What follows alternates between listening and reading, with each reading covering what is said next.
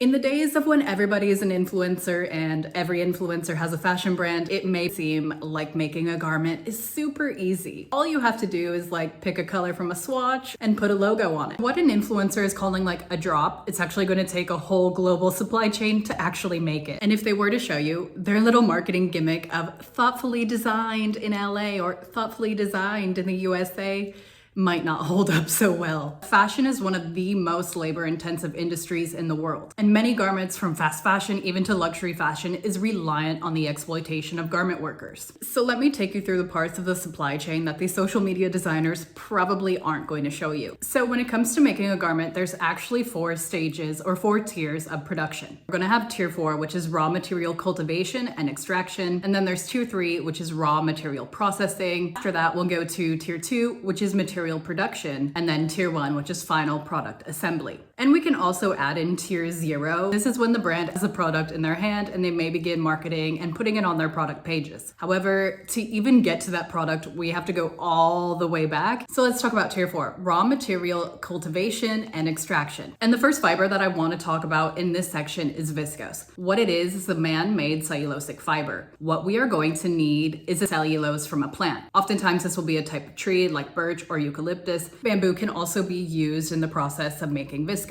Let me warn you that that is about as natural as viscose and rayon is going to get, okay? There are a lot of risks that come when sourcing viscose. We'll have to cut the trees down as we are going to need their wood pulp, which of course leads to a risk of deforestation. And sometimes these trees are actually going to originate from endangered or ancient forests. Deforestation is obviously going to lead to a loss of biodiversity in the area, as well as violations of indigenous rights, as this would threaten their land, their livelihoods, and their traditions. So it is very, very, very important to know the source where this is coming from. However, many fashion brands are not going to know what's going on in their tier 4. And then we have synthetics, okay? Synthetics may involve polyester, spandex. Spandex is going to be the trademark name for elastane. Compared to other fibers, these fibers are quite cheap to make. Polyester is the most used fiber out there, so you're going to find it in so many things. What we need to do to get these materials or how to even get them started is by drilling or fracking. Some of the risks that are going to happen with this, of course, they're going to be land grabbing, a lot of environmental damage. There could be poisoning of groundwater, surface water, as well as threatening of wildlife and communities. And I'm sure we just all know how great fossil fuels are for the well-being of the planet and people, but it makes us cute and trendy clothes.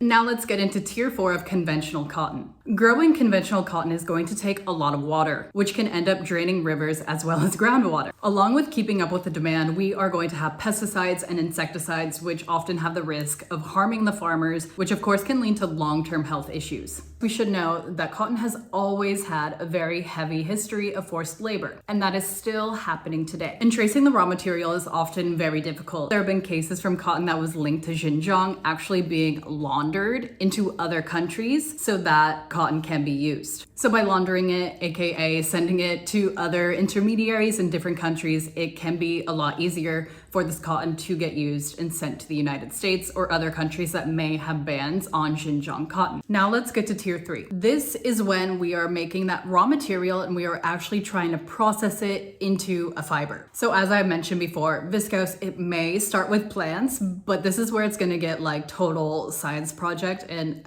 actually very dangerous. So taking that wood pulp and making it into a fiber, you're going to need so many chemicals. And these chemicals that are being used are quite dangerous, especially for the workers and the environment around the facility. Plant cellulose is going to be treated with sodium hydroxide in order to break it down. It's then going to be mixed with carbon disulfide, which is going to turn it into a thick liquid. After that, the liquid is going to be pushed through tiny holes and into a chemical bath. This is going to solidify the fiber and make it viscose rayon. However, along the way, this is going to create very dangerous gases. And some of the times workers are not going to be properly trained in how to work with these chemicals. And if they're not properly disposed of, it's going to affect those that are living in these communities too. So now we have made it to tier 2, material production. Tier 2 facilities are going to produce a fabric that is going to be used by the tier 1 facilities. These steps can be categorized as pre-treatment, coloring, dyeing, as well as finishing treatments. Let's say you would want a waterproof jacket or a wrinkle resistant or stain resistant item of clothing, these things would happen here. And you know, in order to get things like buttery soft, there's going to have to be a lot of treatments that are being used to do that. A lot of these finishings are going to be very chemically intensive. People that work in dyeing, they are going to be exposed to hundreds and thousands of chemicals each day. And many of them are going to be known hormone disruptors and carcinogens. Dyeing is also going to take a lot of water. And if left untreated, the wastewater, which can contain heavy metals, chemicals, and dyes, it's often going to end up in rivers, lakes, groundwater. So some farmland has been ruined and cannot really grow the things that used to be grown there. And then we get to tier 1, which is basically finished product assembly. That is probably what you're going to see on the clothing tag. In this tier, and of course all of the tiers, there is going to be a large chance of garment worker exploitation. We have to think about the power dynamics that are happening here.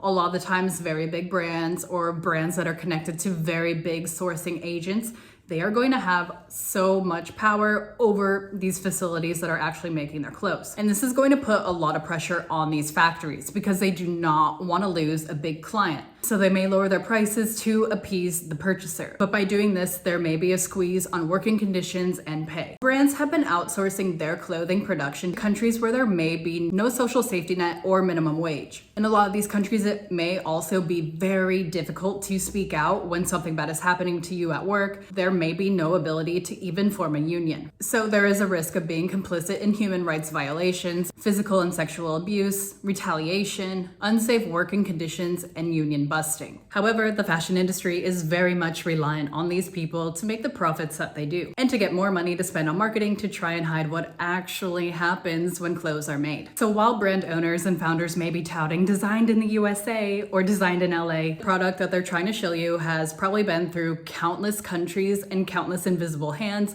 many that are not going to get the credit or the pay that they actually deserve.